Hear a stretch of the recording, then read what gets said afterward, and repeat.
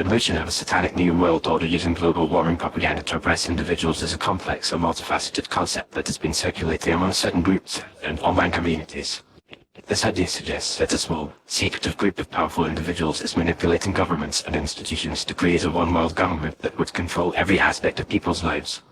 According to this narrative, the propaganda surrounding global warming is a tool used to further this agenda by creating a sense of urgency and panic, which can then be exploited to implement policies that would lead to greater control over the population.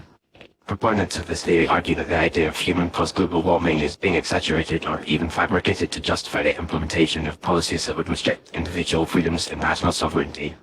They point to the fact that many of the proposed solutions to global warming, such as carbon taxes, cap-and-trade systems, and renewable energy mandates, would require significant government intervention in the economy and would likely lead to increased costs and regulations for businesses and individuals.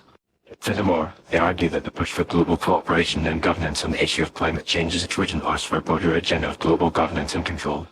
They point to the fact that many of the international agreements and institutions established to address climate change, such as the Paris Agreement and the United Nations Framework Convention on Climate Change, have provisions that would require countries to cede some of their sovereignty and decision-making power to international bodies.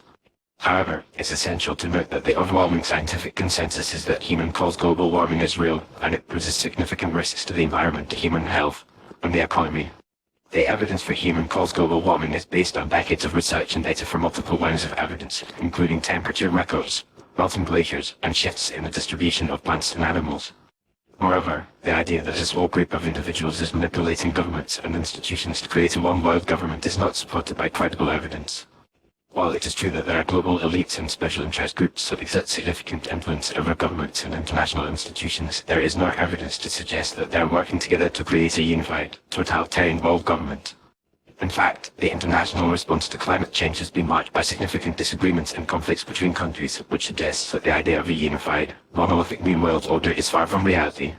Furthermore, many of the policies and technologies being promoted to address climate change, such as renewable energy and energy efficiency, have the potential to increase individual freedoms and prosperity rather than restricting them.